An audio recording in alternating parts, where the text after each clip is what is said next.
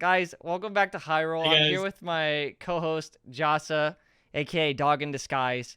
And we're also here with a very special guest that you might recognize from Fight Night, Boopasaurus. Hello, everyone. I am so excited to be here in the ocean, the cruel ocean, with all of you. This is gonna be great. This is gonna be fantastic. I'm excited to be here. We're excited to thank have you you, so much. trust me. Yeah, thank you so much for being our first guest on the show. And I'm just excited to talk about the tournament scene and just TFT in general with you. Yeah, we have... Yeah, I mean, just keep complimenting me. I mean, if you keep doing that, then I'll be here however long you want. You know, you got me Alright. however long you need. Your hoodie is We'll keep that in mind. fantastic. I love your hair today. What did you Thank do? you. Anything new? Appreciate it. Yeah, I showered. Oh, okay. Brand new thing called showering. Yeah. Yeah, that's a nice thing to do always. All right, Between all so, my rolling. So the first question that we thought we'd start with would just be, how did you even get into TFT? Like, I know it's a kind of a weird game, and I feel like everyone has their kind of their story of how they got into this game. So actually super weird. When I first saw TFT was like, I'm gonna play this game. I don't know what it was about it. It was just like, I like things that make sense, and there's something about TFT and the beauty of its systems, right, that just feels good. And that's something that I really, really like about the game, how, you know, a decision you make at 3-2 is going to affect your decision at 4-1, and that if you lost by one more unit than this other person at round 2-6, you're actually going to get 5th because of that a little later. And so it's the beauty in the systems of the game that kind of get me excited about where this game could go as well. Yeah. See. Before Tommy continues, just what set did you start with? I'm just curious. Beta, man, the very first one. Beta? Yeah, when there wasn't even this many rows. That was when I was got there. I remember playing my first round and being like, this is gonna be a problem for me. I play it was immediately after playing the very first round and hearing just the sound of the creeps burst open for the orbs. I was like, oh, this is an issue. I guess I have to cast it so I can make it worth it, right? And so, because at the time, I was an Overwatch caster, and that seems like a really big transition, which I'll talk about later, is actually not. TFT, I actually cast closer to Overwatch than anything else, and I'll talk about that a little bit later. But beta was a different world, and then we had elements, and then we went to space, and then we had spirits, and then now we're here in the Forgotten and Radiant worlds, and we've been there through the whole journey. It's been super cool to see things like demons in set 1 absolutely break the game, right? To having a duo item for every single item, right? That's just so much progress. And, it's interesting hearing how you got into the game, because for me, I hearing that, I kind of wish I looked at it in that complex way. My cousin just messages me one day. He's like, you got to try this TFT game, because I was into battle royales, and it's very, I know it's kind of basic, but I mean, he plays it. He's like, it's you versus 8 other people.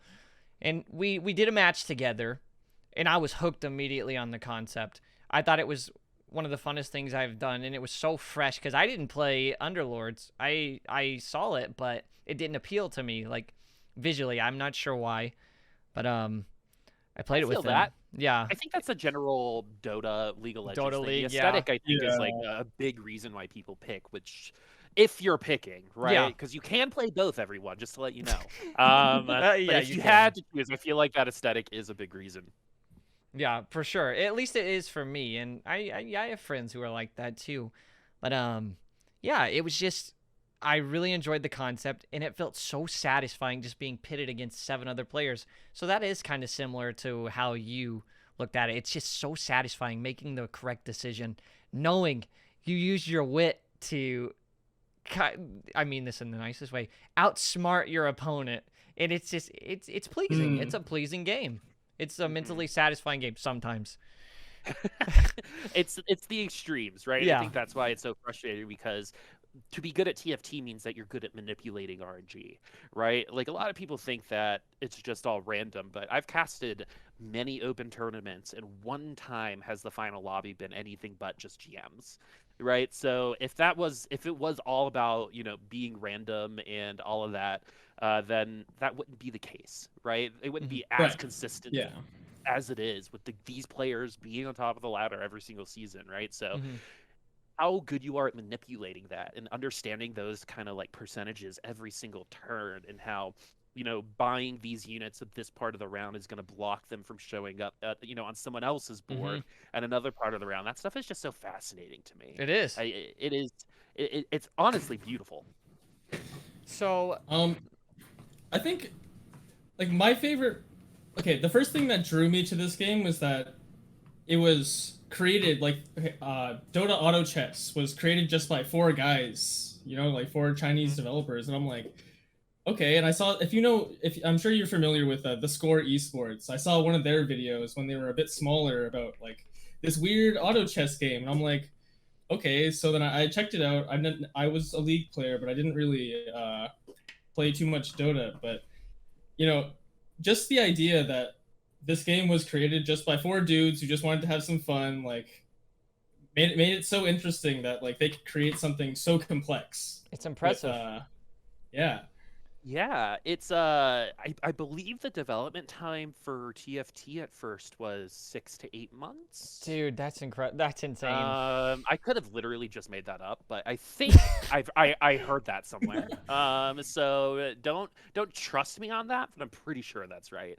And then they had something like the number of players they had on that first day was something like 400 times something that they expected, right? And then all of a sudden, and I think this is, part of the reason why you guys made the show is then esports came after. There was never like an invitation for this to be a competitive permanent game. It was always like, maybe, right? We know auto chess is super popular, Yeah. right? But I think that's why it's always been I think that's why we don't have a replay mode yet, right? Like, Yeah. the fact that it's still beating games like Overwatch when certain streamers are streaming, right, is nuts to me. That Yeah, this is it is. an Yeah. alternative game mode for a game that's already free, right? And it's not even the main game mode, because ARAMs were the original alternative game mode, and now more people play TFT, which is so crazy that they've been able to maintain, especially through the release of Legends of Runeterra, since that population's pretty similar. Yeah, it makes me so happy to see that, man. Um, so our next question we have for you is, this one's a little more fun. What TFT streamers do you enjoy watching for fun, or versus like casting? Do you have like a specific streamer you watch to like study? Okay, like I know I need to get knowledge for an upcoming tournament to cast. I'm gonna watch this guy versus I'm gonna watch him and just chill. Is there a difference for you?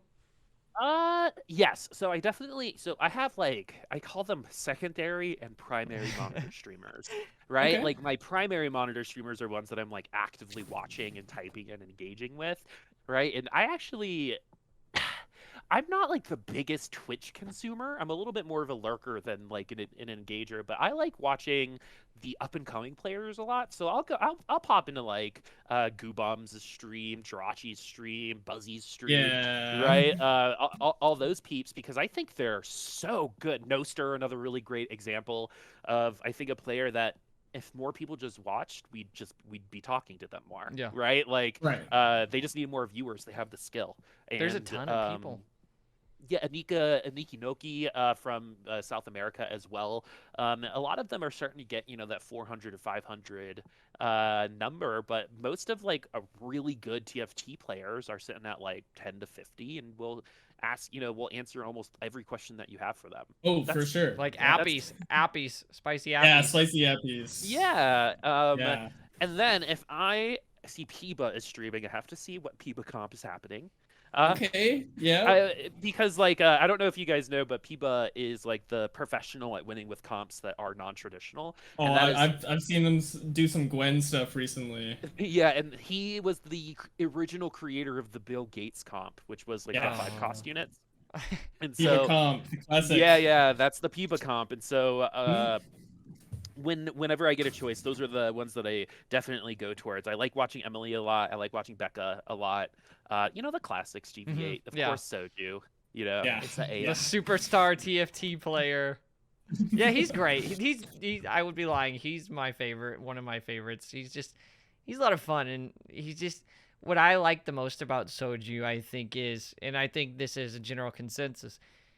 He's relatable. He's you and I, and sort of in a sense. He's like, No oh, he way. can do this. Okay, what I mean by that is he's just a normal guy who just happens to be insane at this game, and he's just having fun while he's playing. And there's not anyone quite like him in TFT, I feel like. And it's I interesting. just love the streamer Soju versus tournament Soju because Yeah. tournament Soju does Tournament not have Soju. the best track record. Yeah.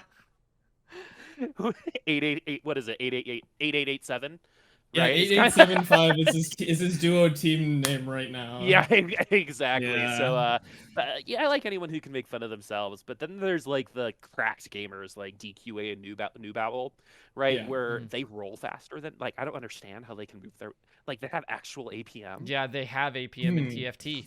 Watching DQA roll down is one of the most beautiful TFT things that you can see. And just to know that he's 18, just turned 18 yesterday, it makes me so upset. Because I turned 31 yesterday, and I'm not as good as he is. Gen Z, man. It's Gen Z. Oh, man, you Zoomers. You're going to take over the world one day. And you know what? That's okay. I'm ready for it. As long as your APM's good. Someone who I really like watching, but for some reason, every time I tune in, he's just not doing the best, is Kurum. Like, I'm always in his stream when he's just super upset, and he's like, just really angry, and I don't know, I want him to succeed, because like, if it always feels like he tries really hard, and he like really cares about doing well, so like, I think I don't he's think I've a player I look up to. casted Kurum getting over 6th. Maybe once during fight night. Yeah. But there are definitely some players that like I feel like I'm specifically causing issues by just being there. So one of my first like TFT friends was Sphinx, who I think is one of the best TFT players in the world if the mental stays intact. And so like, but I remember there was like a period of time where every tournament that I casted him in, he got 6th or lower. And like it got to the point where like I really thought it was my fault. Right? It was like the boot curse. Esther's curse. Yeah. Esther's curse. And every time someone has gone to the last lobby of Fight Night, like almost breaking the record, every time I was like, I think they're gonna do it, and then they'll get 8th. It's awful, and I think it's my fault, but I think Kerm also falls underneath that. I don't know if he even knows that, but I casted him in regionals, and I think he got 6th, and then the boot right? curse. Yes. The boop curse. All my negative energy needs to go somewhere. Damn. Okay, so I guess we can move on to our next question. So this kind of ties into a little bit what you were talking about with Overwatch and TFT being similar. My biggest question coming into this for you was how do you identify play styles? Because I think in TFT it's a little bit different than other games when it comes to play styles. Because like I think when it comes to League of Legends, like it's really obvious when someone's playing really aggressively, or like in a soccer game or in Rocket League, it's like, okay, this guy's playing really aggressive. But when it comes to TFT, it feels like an aggro play is rolling, and like you just see someone's gold doing that. So I feel like what other play styles are there other than aggression, I guess, and Okay. how do you identify that? So So the funny thing is there isn't any because there is no spectator mode, we don't have real stats when it comes to okay, this Right. person is like legitimately spending 30% more gold at the earlier part of the game than at the later part of the game, and this is the result. So without that, we can only assume, right? And one thing that there are 3 distinct kind of play styles that I see at Fight Night, mostly. So there's 1st or 8th. Right, and that one is really obvious. There's top 4, and then that one's really obvious. And then the third one is, I guess there's actually four. Third one is like a lot of players will play an attrition style, which is win, win, win, win, win as much as possible at the early part of the game, and then Yeah. develop enough of an HP lead that if we do lose 7 in a row, we still top 4. Yeah. Jirachi is That's what I probably do. the one that I kind of think about when that happens. There's also I colloquially call them the dingleberries, but which is the players who will dive or take a dive in the first part of the game, right? And then just hold on to the bottom of the leaderboard until they're the strongest team comp, right? So there are certain people who are more willing to lose HP in the early game versus the late game. And there are also players that are like very extreme pivoters, that they're really good at transitions throughout the game. But in terms of play styles that like I really recognize, the one thing that I think might be hard to recognize if you're not casting it is speed of decision making. Yeah. Right? Okay. As well as any players who block units or scout interestingly, right? So those are the things that are a little bit hidden, and there are definitely impacts to those things, right? So like, especially with the radiant items now, right? Once you see someone hit 40 HP, the first person, you have to go over there so in order to see what it is. So some players don't care and will just give that information. Other players will hold on to the very last second and not even open it until the round starts, right? Just to like hide that information. And so those are the different kinds of play styles, but I think pace is what you're going to be able to define play styles with the most. Are they pacing the lead right now? Are they staying in front? Are they pacing behind? Are they middle of the pack, right? And then at 3, 2, 4, 1, and 5, 1, then you kind of do these power checks, and that's kind of how we decide who's doing well and where things are going, because items, of course, change everything. Right. That's so interesting. Like out of those playstyles that you mentioned, are there like a few or maybe one or two that stand out as like the ones that end up winning more often, or is it really scattered? So it is a little bit. Every playstyle has a place in this current set, in my opinion. However, I think top 4 average playstyle, which is I'm just going to play a top 4 comp, is being rewarded heavily in this meta right now. So it really is more of a question of what format your tournament is in my opinion. If your tournament is in a total points format, then top 4. Right? I would top 4 for the first 3 lobbies and then first or 8th on the last one, depending on where I am, right? As much as I can control. If I'm in a checkmate lobby, I'd probably first or 8th every game. Is my strategy, right? Because I got to get there, and checkmate's a race, right? So if I'm able to, win those first couple lobbies, I also will have the first opportunity at winning, and that's what I would probably do. And that's usually where either like that straight up aggression, and you know how sometimes the game is also like, I want you to win. Yeah, right? I just like handed you everything. Yeah. Everything. Like today, I had a Akshan at tier 2 at 3-3. Oh. Yeah, so, you just won the game. Yeah, it's well, over. and then I got a Galio 3, that same team comp, right? And like I was just not gonna lose that game. And sometimes you have to recognize that and be proud of your 4th place. Right? But if you're kind of going into a game intentionally, the last thing you want to do is, 1, focus on where you are on the leaderboard. Play your game, play the way that you like playing, because if you try to pilot a team comp that you're not familiar with and you can't rely on your mechanics, you're going to make even more mistakes. That's really interesting to hear.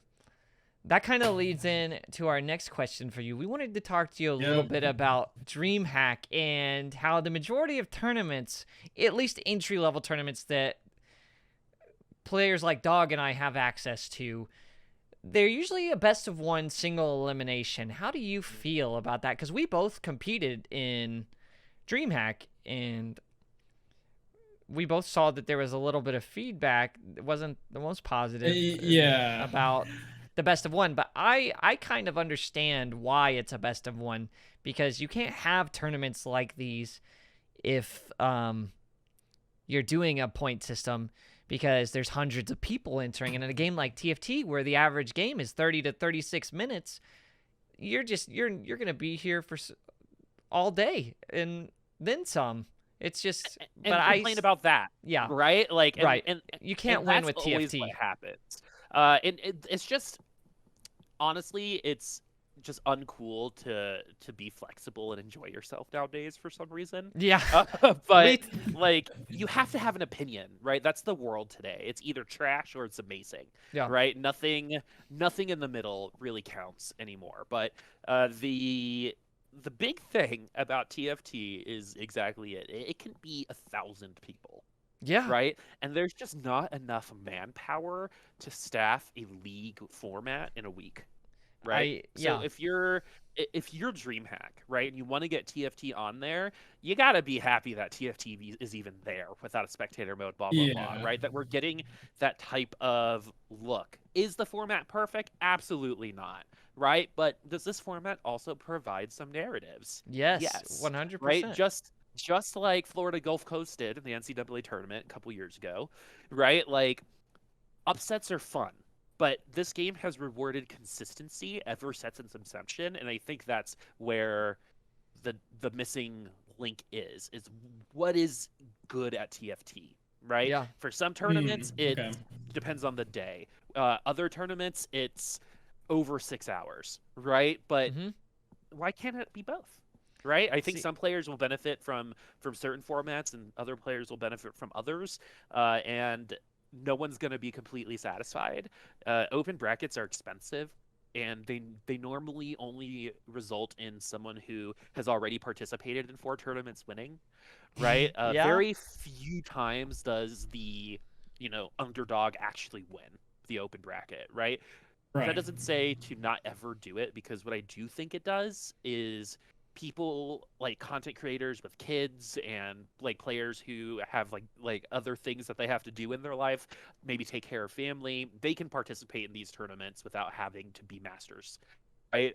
When they would be masters if they had the time. yeah, But Right. other than that, single elimination is one of those necessary evils, and you know, everyone can have a bad day, but just like Simone Biles has the yips, during the Olympics and taking care of their mental health, sometimes that happens, to TFT players too. I'll never forget beating Noster in a lobby. That I'm not better than Noster, right?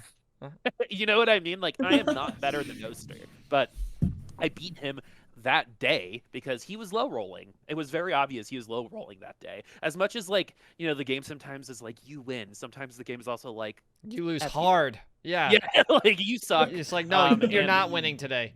Over yeah, And and over and exactly. I over. I think we're all just waiting for the TFT demons to strike and say, "Hey, you're doing good right now, but it's coming. You're gonna pull that card where we're not giving you anything."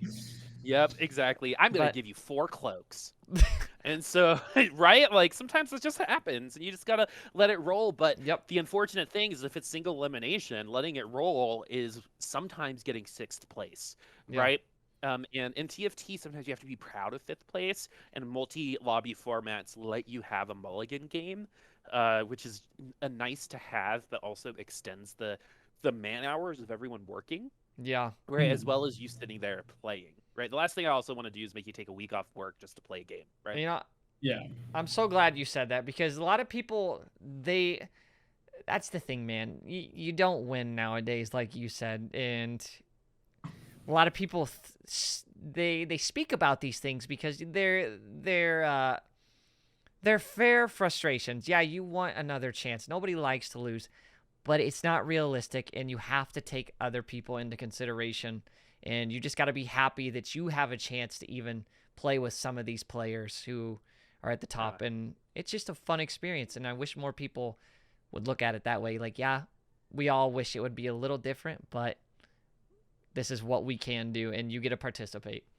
I would rather the team focus on the spectator client right now than format of esports tournaments, Yeah, right? Yeah. Like, we're all still figuring it out, and there's no one that is saying this is how it's going to go. It's just how it's been done, right? And like, there's opportunities to change a bunch of it, right? Like, I think there is a really cool opportunity to do like a month-long league and then doing like a 3-day tournament and see like World Cup style.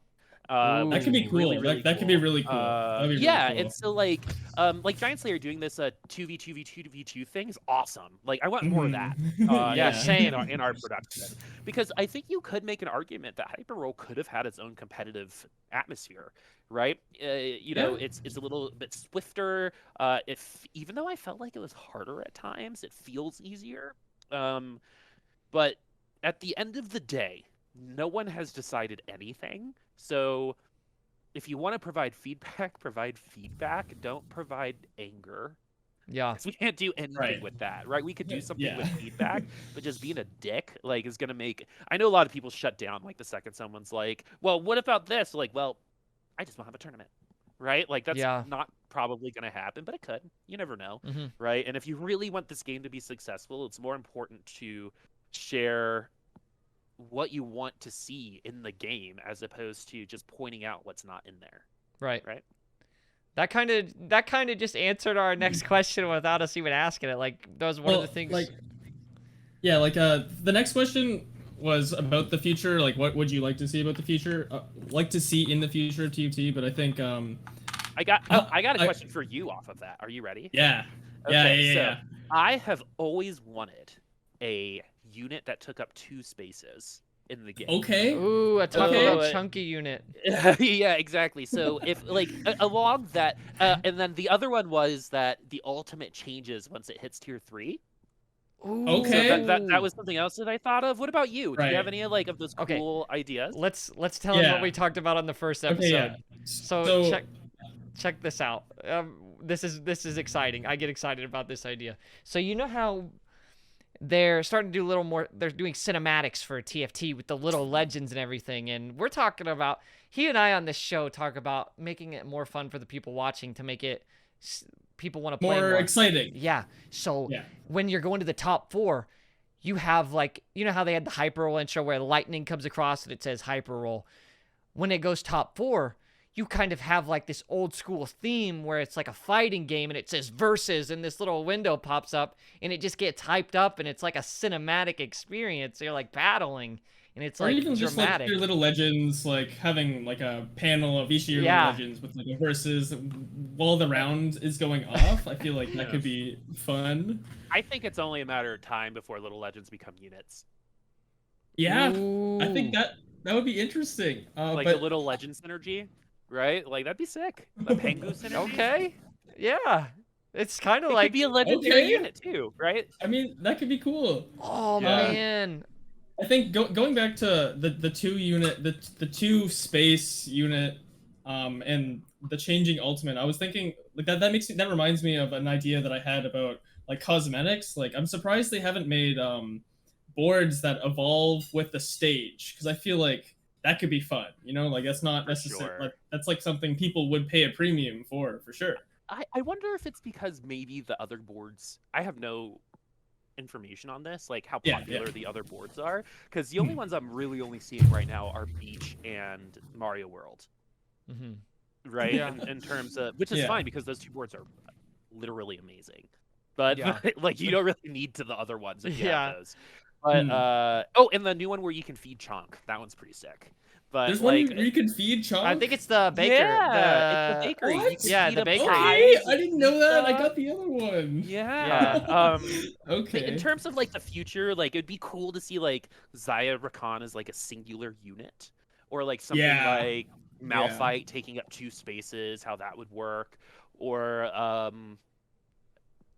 like having the abilities change based on what tier. Could you imagine the balancing on that? But yeah, I think when I think of like the future of TFT, I always think of like set 13. What's going to be the mechanic, right? Yeah, that's a rough one, man. I just want to see new things being added, because I think the first thing for me that was apparent with this set, like I know that the devs had talked about.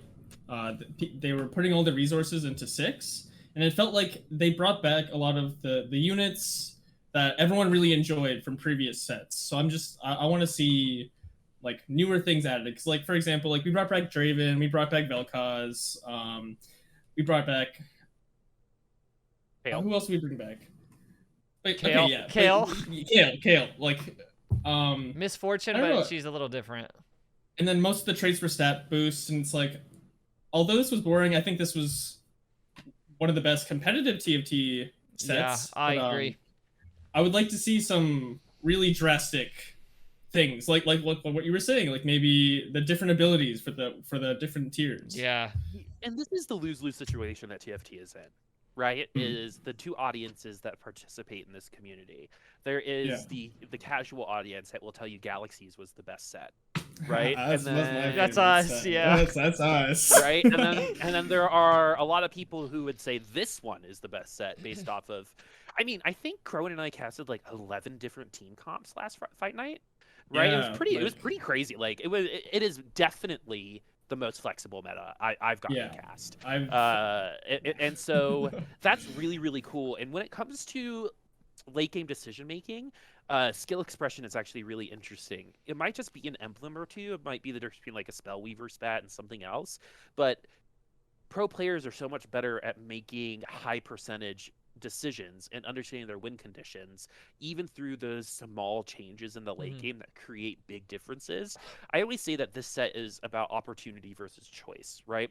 This set provides a lot of opportunities, but your choice on which opportunity to take will decide the rest of your game, Yeah. right? And so I couldn't say that about shadow items, because if you got, a shadow bloodthirster, you were just going to play Jax, yeah. right? And so like Yeah. it wasn't as open as I think they wanted it to be with the options. With the It was actually the illusion of more choice creating less choice for shadows, whereas this Right. one, it really hits an interesting balance. And I feel like a lot of the games I play, every lobby where I can win this lobby with a Draven and get eighth in the next one, and I understand Yeah. why, which is Yeah. like the coolest thing. Yeah. And so in terms of high tier skill expression, this is by far the best set in my opinion. But if I'm a cash, right, I want Yeah. Galaxies back.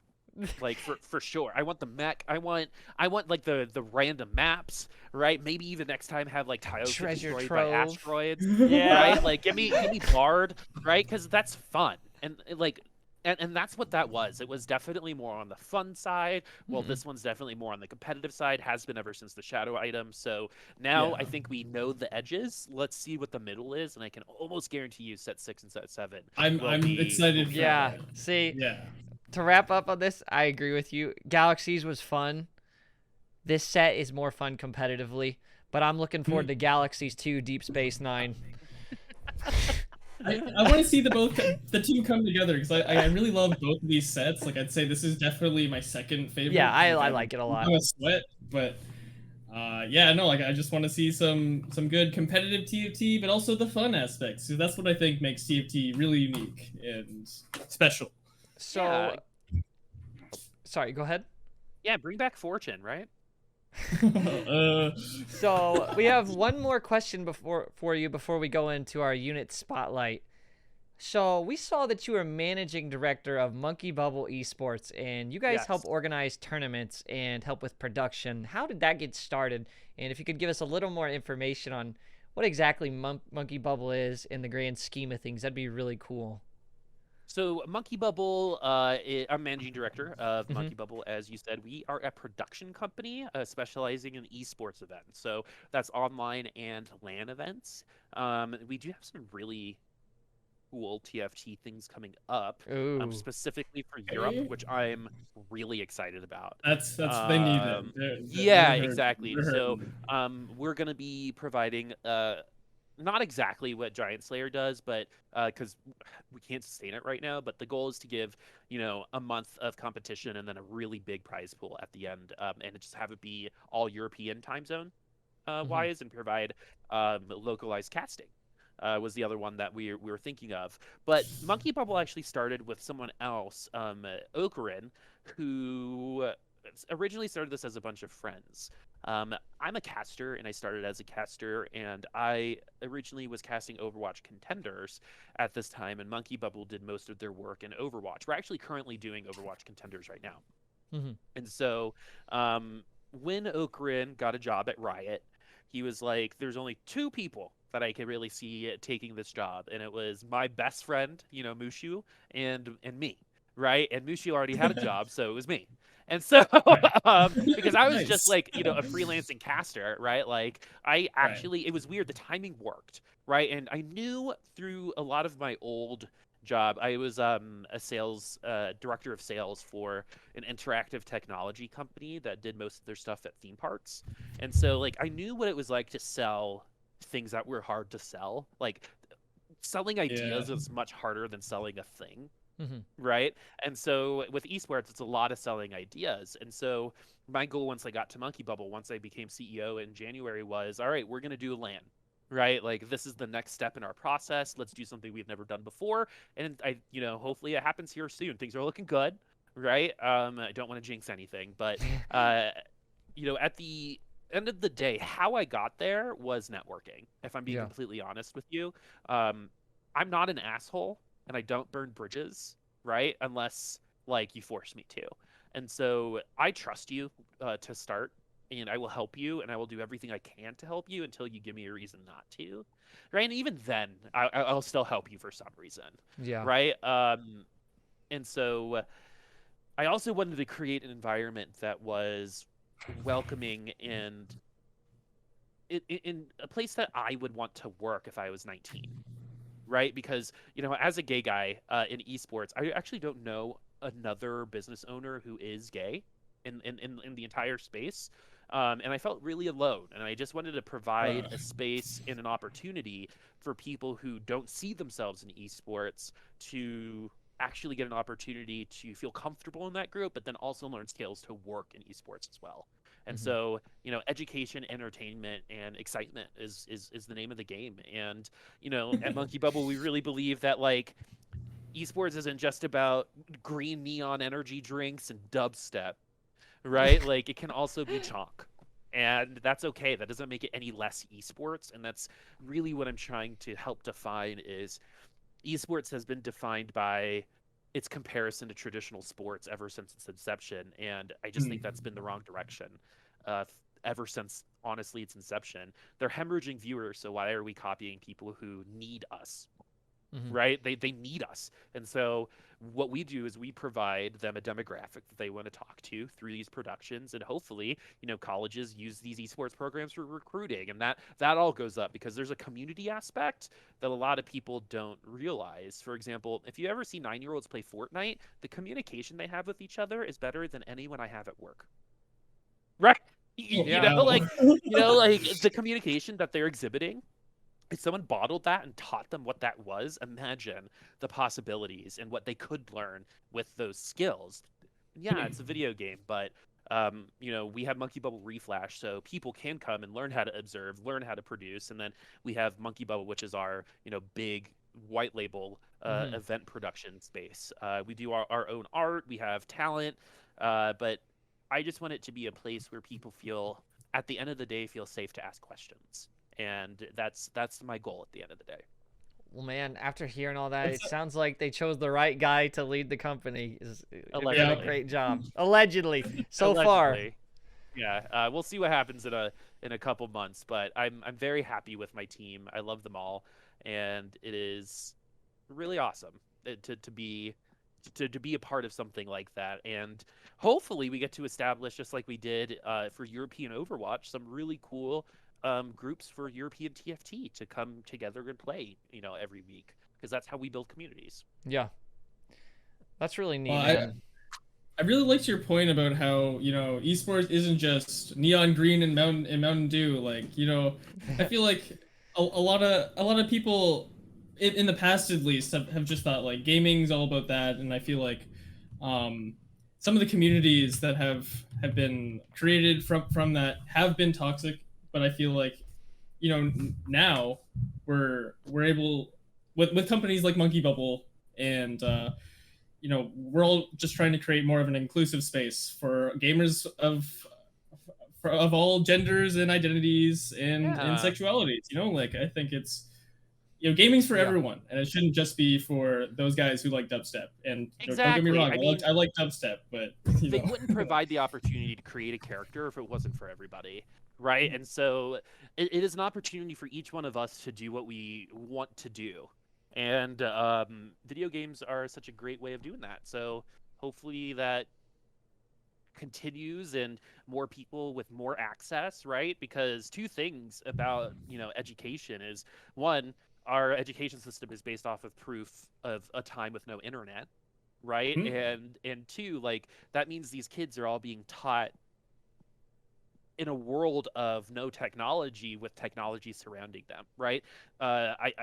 People are pushing away technology, especially in schools, and a lot of people focus on the math and science version, but there's ways to teach social emotional skills through gaming, Yeah. right? Mhm. Like, Oh yeah. if Oh yeah. you're on a team with someone and someone's not performing, how you approach that situation, you don't get many opportunities to learn and be in that situation and have someone guide you through it. And that's what I want to continue to provide, to kids through esports. That's really the dream. Yeah. That's really interesting to hear all that, man. And I think you're on to something really special. And it seems like you have a great vision and a good goal. And I'm excited to see where it goes for you. Thank you. I'm excited. That's neat. So Cool. Okay. now we're gonna get into one of our segments, and this is the segment of the stream where we choose a unit.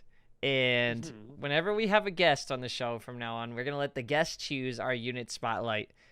And the unit this week, Boop chose Kale, so we're gonna discuss Kale. So let me Tommy, you want to go first? You want to talk about how you feel about Kale first? how I feel about Kale.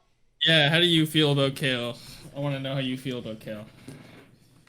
She scares me. It She stresses. scares you? I get stressed out. I get Okay. stressed out when Kale comes because at first Kale won, no items. I'm pretty But strong, right? you pick her though. You take her. You don't just leave it. You take it. I can't say I do all the time. Okay. I roll Okay. past Kale a lot, but That's the right I'm not. decision. Yeah, I rarely pick Kale, and that's why I'm scared of her. Because if let's say Richard in my game, he picks Kale, and he's got a Gwensu's on her, like in the Simidrator, or he's got a Mhm. Hex Tech, he's got a Yeah. Guardian. That's not Yeah. just a unit on his board for a synergy.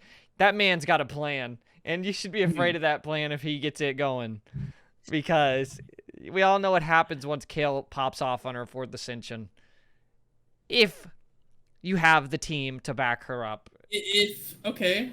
that's the big thing. The big if. You have to build a whole team around Kale. Like, I feel like Kale's a very special build because you don't just pick Kale up and say, oh man, I just hit a Kale like you would. Oh man, I just hit an Akshan. I got these items. You have to play Kale so specifically, I feel. And maybe I'm wrong. But I feel like Kale is just one of those units that you just have to, it's very careful planning. And for her to work the most effective, you do need to do that. And I'm curious to see what you guys think as well. That's my thoughts. Just my little basic thoughts on Kale. Okay. Boop. What do you think about Kale? Okay, my question to you is, all right, Yeah. is should a 5-cost unit always have the ability to carry? I don't think it Not needs always, to. no. I don't think so. And And why make it a 5-cost unit? there you go. You Right? got us. Okay, So- okay, let's so- take it back. They should Okay. be a carry. Okay. Okay, so Okay. this is the thing Okay. with Kale is number one, she has been hard to balance literally ever since the first set. Yeah. She was in the first set in noble comps. I believe she's been the most Yeah. common 5-cost or 4-cost. She's been 5 or 4-cost. I believe once she was below that. I think she was a 2-cost. But the reason why I wanted to talk about Kale is probably, when you think of traditional carries in TFT, one that you think of, right? I think you think of Ashe with Mhm. like Hunters and Rangers. I think you think of, when you think of TFT, obviously you think of Fiora, right? And I do think Kale is a part of that, but Kale is Garbo right now. Yeah. Redeemed Yeah. isn't Yeah. in the best spot in the world. And so this is the issue. When there are 2 4-cost units for me, right? Vel'Koz and Jax, that I would rather build items on, right, than Kale. I would actually build the same items on Jax before I build them on Kale. Because right now the Knights Jax comp that's kind of popular right now was the Kale Knights comp. It's just Kale isn't good. Yeah. And so, Yeah. She It is- takes yeah, too it's long just to get him. going, man. By the time she gets Exactly. ascended, the fight's over. But we've also experienced Kale completely broken, and that wasn't fun, No, it right? wasn't. So this kind of like goes into like a design question. So the reason why I wanted to kind of bring it up is in Hearthstone, right? If you ask the devs, this is one of the coolest stories I ever heard. The card they regret most making is Stone Tusk Boar, which is a 1/1 card with charge. And so basically, they're like that Oh. particular card has blocked so much creativity based on its existence, right? Mm. And I think this version of Kale is just like that. That's my theory. Is it will either be broken or not around, and I'd rather it be in the position that it is right now than the one that it was before, where everything was just how to get to Kale. Yeah, Right? because Yeah. that's so true. Because in set 4, whenever I'd watch Soju stream, even if he didn't have Kale, it's a Kale game. It's a Kale game, Yeah. and there were Yeah. people memeing it's a Kale game. But man, it's just that's why I'm afraid of Kale, because I think she's not good, Okay. but she I'm bringing. can I'm be bringing if she up. pops off. I'm Yeah. bringing up one of my games from yesterday because like I heard you wanted to talk about Kale, so I've been playing Redeem because Redeem can be okay sometimes, and Yeah. I hit a Kale too, and I had built this Gwinsu's on my Lux earlier, so I'm like, all right, and I feel like Kale. Okay, before Kale was kind of broken. We knew that, but I think as in the stage she's in right now, since the rework, when I get her and I just put her in like just as like even just as a synergy bot for Redeemed, I do feel like she does something now at least prior to the rework, and I think as a secondary carry, if you have like let's just say you had some items on Lux, I think if you were to remake a Lux and then put them on the Kale, it's honestly not too bad since like there's so many stall comps like the Jax one you were talking about, and I think maybe Heimerdinger is obviously an issue for a lot of these comps, and I think Kale specifically, Yeah. but There's a lot of backline access. yeah, I think she can be okay if you have some items on her and you're putting her in as a secondary carry or even as a third carry. So Yeah. this I is would my not put her on challenge. her. But how does secondary carry that costs 5 gold sound to you? Yeah, Not like, that bad. doesn't. When you could Yeah. just leave it on Lux and get more peel for Vel'Koz. Yeah. Right? And so I also think that Kale doesn't necessarily fit into Redeemed very well. And the unfortunate thing about her is we got Verdant taken away, and Legionnaire is not Right. good right now. With, Right? Yeah. It's getting reworked. So Mhm. it's just kind of like I think the timing, but I really wanted to talk about her because Kale's got history, right? Like there are Right, people yeah, who right. live and die by the Kale, and like where Kale won tricks throughout multiple Mhm. sets. And there is something about auto attack based champions that I totally get in TFT that like just feel really nice, right? There's not like a fully stacked Ginsu's Ash always feels and looks really good, right? Yeah. But with Kale, it's just never worth it, right?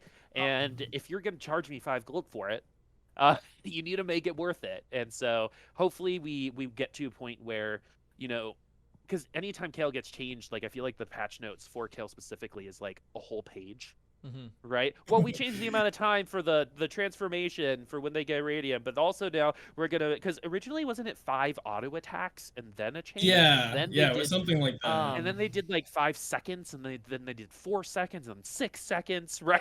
And Yeah, so they just- it's just Yeah. it almost feels like they just pushed her away, and we're like, we'll get to her when we get to her. Yeah, she's just Um, such a wild unit, because like right now her third ascension, every 15th attack grants Kale immunity for 1 second. That's the third ascension. It just she's such a hard unit, man. Like I don't know. I think She scares me still. I'm sticking by what I originally said. If somebody has a plan for her, I'm going to respect that guy because he knows what he's doing. She can be strong. She can be very strong. But how often does that happen? And I think that's a problem too. it felt like Riot was trying to recreate like that Urgot or that Lee Sin, Oh, like man. trying to destroy the stall, like to punish an extreme stall, because that's what it felt like, Urgot and Lee Sin would do. So I'm not sure if that has a place in this set, simply because it feels like a lot of fights are drawn out often. So, which should be good for Kale in theory. Yeah, in right? theory, but that's why I think just like play Aphelios. Right, it's just every time you think of Kale, right, and trying to make her work, there is another unit that just is better, right? Yeah. And then you take away Verdant, right? So you have less CC immunity, and you have to get these things to stack. And I've gotten Kale 2 really early, and it's just when you get hit with CC in this meta, you're not going to move again. And positioning is overwhelmingly more difficult, right? Rather than just some people are okay with the positioning. It's just the skill required and what needs to happen in order to make a Kale comp work is too rare versus the other 5 cost units, right? Yeah. Like Volibear, for example, where you could just put them in, Just that's throw a 5 on the cost front unit, line, yeah. And right? then, But with Kale, you need A, B, C, and D to all be working. exactly. And maybe you even you get have to pull a whole team. You have to have a plan for Kale, and you have to build the team around Kale, because it's just not a fun unit to play, man. And it's not. It feels bad. How many? Okay, I'm trying to think off the top of my head how many Kales I've rolled past. Usually when you see that gold in your shop, you get excited. It's like Christmas. But Kale's just like rolling a freaking Callista at level 8. That's a bad comparison. Callista might actually take more units down than that Kale would, at tier 1. I mean, if you get it early enough, right, and you're able to do that top-down bully approach, right, and you just kind of high roll, you get your Kale, you get a Garen really early, maybe to shred some people in the front line, so your Vel'Koz can be your secondary carry, then I think it could work, but then just play Vel'Koz. You see what I'm saying, right? Then just play Vel'Koz. And so, and that's why I wanted to talk about it, because, like, I don't necessarily think it's the unit's fault. It's the design of the unit makes it live on a line forever. Yeah. Right? And, Jax, I think, can actually fall into the same category. So, yeah. So, that's very interesting to hear, and hopefully somebody learns from that a little bit and don't play Kale. They don't play Kale until she's reworked. No. Yeah, maybe the Legionnaire thing will fix her, Yeah. or something like that. It might make her a bit better, but we'll see. She is a staple. Our next segment is Radiant Items. This was also chosen by Boop, and this is Frozen Heart of Gold. Right here. I have some opinions about this one for sure now.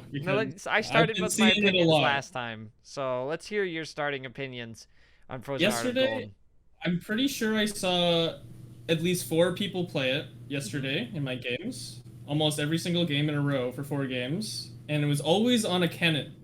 Always on the Kennen.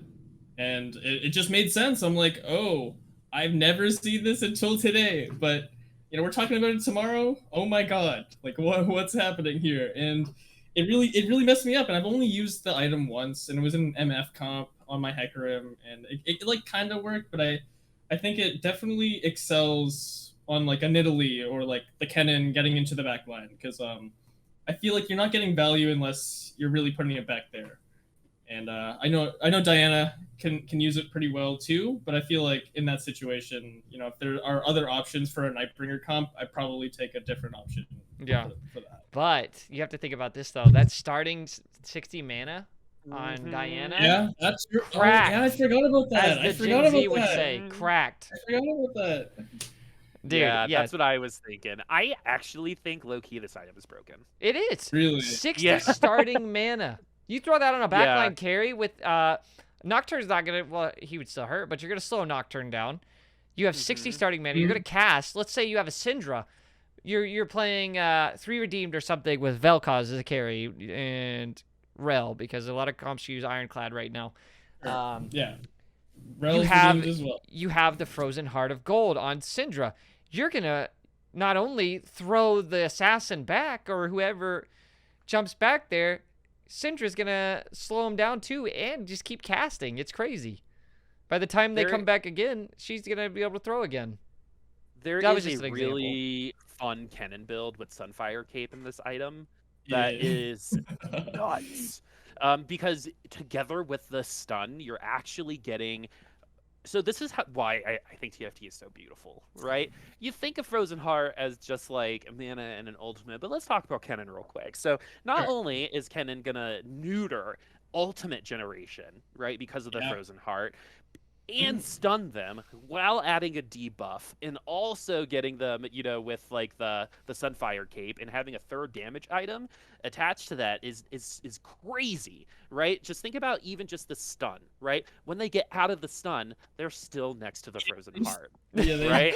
dude, yeah, And yeah. so like when it comes to a unit like Akshan, right? If he gets stuck next to that Kennen, just the burn damage and the Frozen Heart might be able to delay you enough to actually Hmm. get a cooldown off of them, right? So Right. that's really cool. Diana, I think, is the one that I wanted to talk about because I think Diana with this Frozen Heart's a little bit of a problem. Very much so. Yeah. If Oh, it more makes people sense. if more people played the Yasuo comp, um, which I think is going to start happening again soon, Yeah, then we would I'm be seeing seeing that. this more often. But that ultimate is the whole point of that ultimate is that it takes a long time to get to because it is Mm-hmm. Right. the best displacement ult in the game, right? And then you get Yeah. this, and it's like 3 auto attacks in. It's like perfect for her to like walk and find a spot because sometimes you put a mana item on someone and they ult too early, Yeah. Yeah, right? I've had that Like happen say you put it before, on for sure. Rakan, this can actually happen, and Rakan heals everyone who's already at full health, Yeah. right? So that's what you want to avoid. But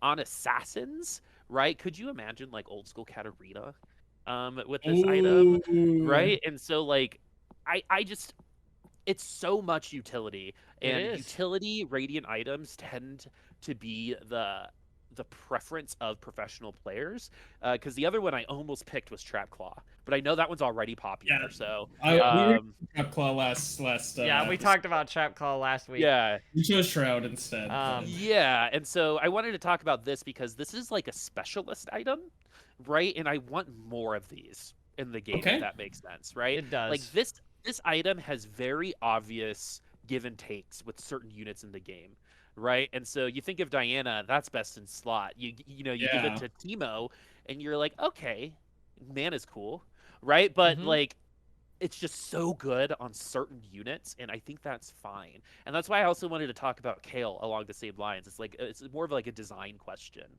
right? Is it okay that this item is best in slot for literally 2 units, No, it's not. right?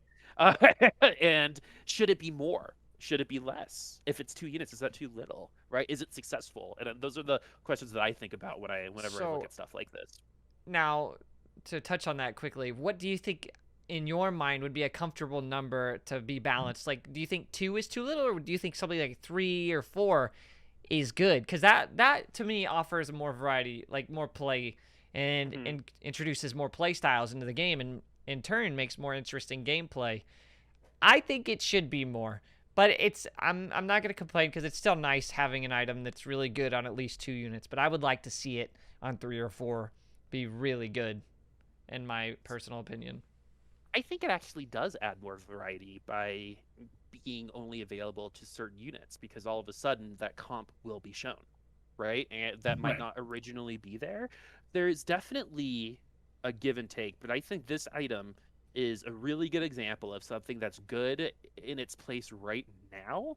But like the second someone who's not supposed to use this item starts using this item, right? Like remember Yeah. there's a hot second with cabs where people were just giving them to their ranged units because the stats were just Oh too good, yeah.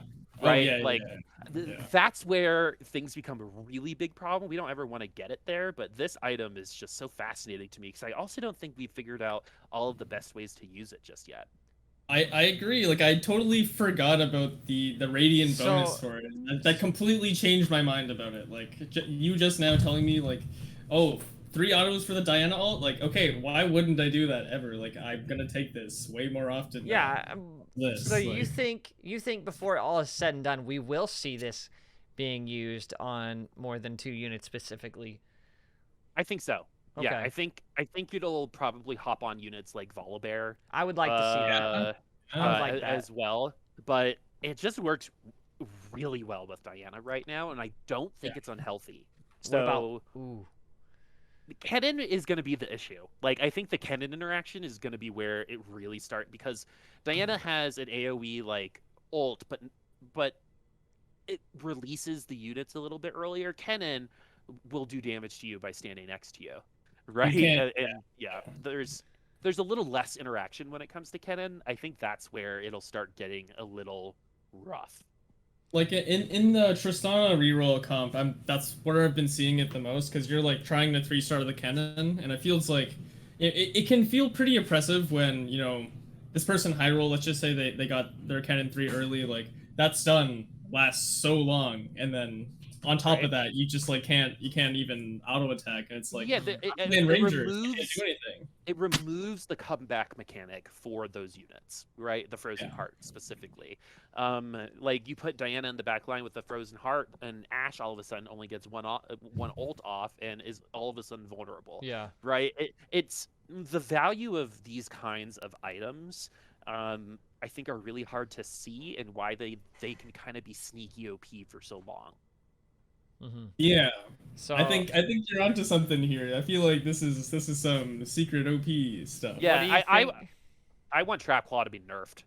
I do too. I want Trap Claw to be nerfed as well. Yeah, I think it's too much. I feel you on that, for sure. Now, I think this should be insane. How can they do that? I don't. It would take work. Yeah, there's a lot of. Yeah.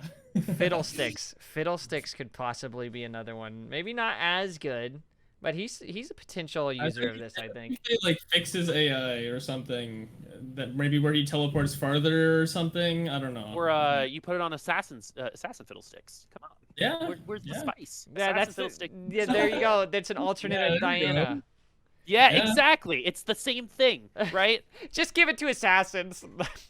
Just give it to Kale. You know, F it. Whatever. Yeah. Kale, you want a Frozen Heart of gold? You don't use mana. Yeah, I also think low-key the Chalice might be something that we see more and more of as time goes on. If AP ever comes back, as strong as it was, like when Vel'Koz was kind of leading the charge. I was using that at the beginning of set 5.5 a lot, but I don't know. Everyone kept telling me it was troll, so I just stopped. So I haven't really tested it, but I think, you know, maybe we should do some testing, Tommy. You know, we can. We'll do some. Yeah. So we have one more thing we're gonna discuss tonight, and we picked out two. Well, let's let you choose, Boop, which one we discuss, because we don't want to press time too much. We usually do a segment called Reddit Recap, where we scroll through Reddit, Dog and I, and we read the posts, and sometimes we show users clips and we highlight them and show the fun of it. But sometimes that takes quite a while. So we have two things we are going to choose. Let's choose one of them. There were two posts in the competitive TFT Reddit. Which of these would you like to talk about? How do you reduce the mental actions per minute of tracking next matchup possibilities? Or how do you practice new things at higher ELO? Let's do that one. Okay. Yeah. So I'm gonna read the post. Oh, sorry. What was that? I was saying we'll keep the education theme running. Okay. Elaborating on the title, I just got back into TFT this set and climbed to Plat 1. I learned a lot of things, but I feel hard stuck now going up and down Plat 1 and 2. I know there's comps and things I should be practicing, but I feel like anytime I start practicing new things, I just lose 8th place every time and keep going down, making me play comps I'm used to. Do people try new comps, strategies, and synergies on Smurf accounts? I don't like playing normal games. I feel like no one tries enough, which is fair. On a Smurf, even if silver gold, people try harder. What do you guys do? I know what I personally do, and I'm curious what you guys have to say about this before I say anything. Yeah, Boop, you wanna go first? Yeah, so I have the opposite problem, which is like I actively troll my LP, I think. By coming up with ideas that I know won't work, but I just want to see happen anyway. So the reason why I wanted to share this one with you is because I think this is really a question about ranked anxiety, not necessarily about learning new comps. Ranked anxiety is real. It's performance anxiety. It's stage fright, right? And I think what our friend needs to understand is that losing is a part of the process of winning. And in order to get to the point where you feel comfortable on every comp to pilot that you're going to be good enough, I think is too much work. So especially in this particular comp, trying to learn absolutely everything to a T is never going to happen, and Yeah. losing to those comps is probably the best way to learn from them. And so I think your LP is kind of just part of the sacrifice, because once you do understand it, you're going to get that back, right? You're a good of a player as if you are a plat player, you'll get back to plat, right? This is just part of the investment of becoming diamond Yeah. by being more aware of what is around. And so that's what I would say there. And I'm glad you said that, because Dog and I discussed a little bit prior, before the show started, about this post, and it's like, what do we do when we hit these points? It's like, once you get to a certain point, you have to be okay with knowing you're going to lose LP, because you're going to get that back. You have to lose to gain sometimes. And like you said, learning all of these comps, it's just not realistic. This is a game that changes every 2 weeks. Metas change. It sometimes changes every couple days. With comps people play. Oh yeah. People figure out something new, something crazy, then everyone starts playing it. Like, you never know. It's a very interesting game, and then once you get to a certain point, there's so many things you can improve upon, like predicting. There's little skills, and that's what makes this game so interesting to me as a player too, is all of the different things you have to learn or could choose to learn. It depends on how invested you are, like predicting who you're going to face next, managing your econ, like writing, just, you could write down all of these things, like write down your strengths. There's so many, man. So like, this is I'm gonna bring my education degree here, all right? So Yeah, this is the best way to learn, all right?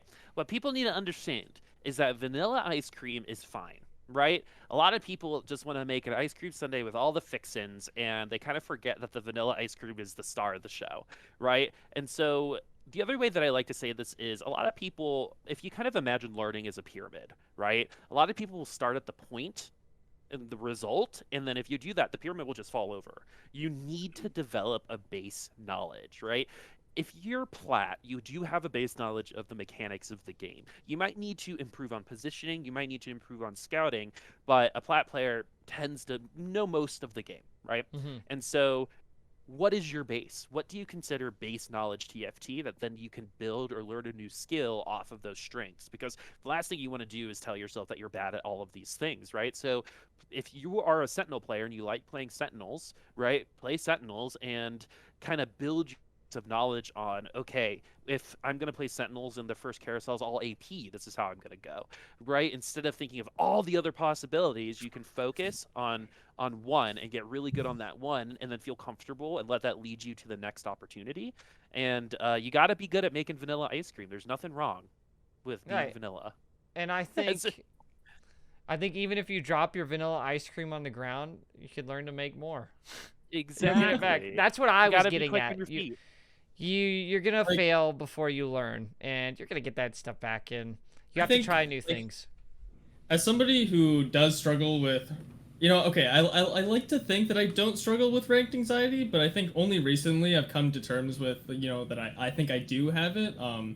Because when it comes to this, like, because he's saying, like, how do I practice things at higher ELO? Like, I played 2020 Sentinels to 450 LP in GM, and then I just, for some reason, I thought, like, oh, like, everyone's starting to play Sentinels now, like, I'm gonna learn something new, and just to do that, just to try it, because, like, everyone's doing this, so, like, I'll just try. And I think for a good week, I was just, because I lost all my LP, like, I went back to 200, and I'm like, okay, like, I'm just bad. But I think everyone needs to remember that, your LP isn't necessarily indicative of your skill, and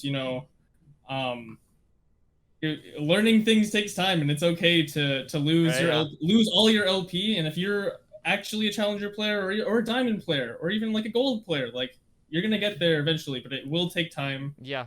And losing LP is a part of the process. And I saw a coach once. Yeah. Go for it.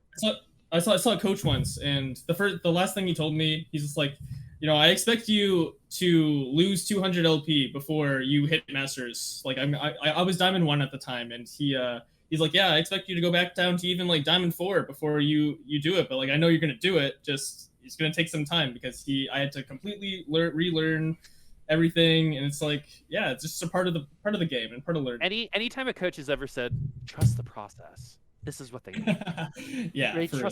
Trust the process.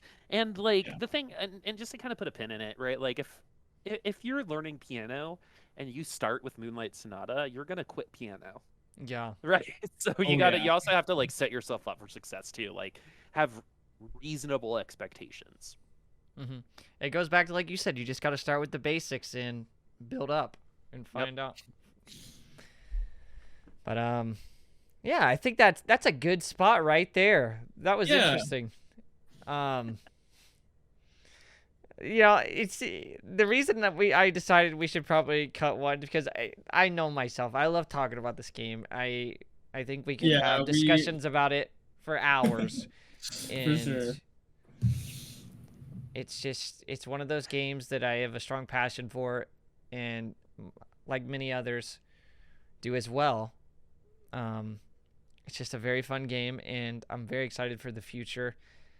And to wrap things up, I just want to say thank you so much, Boop, for coming on to our show. Of course. It's very important to us and very special. Yeah, And we thank hope you you so had much fun as for well coming here. talking. Oh, I'm a caster. I literally made it so I would get paid to talk. So, of course I love coming to talk to y'all. And anytime you need anything, just let me know. Sure.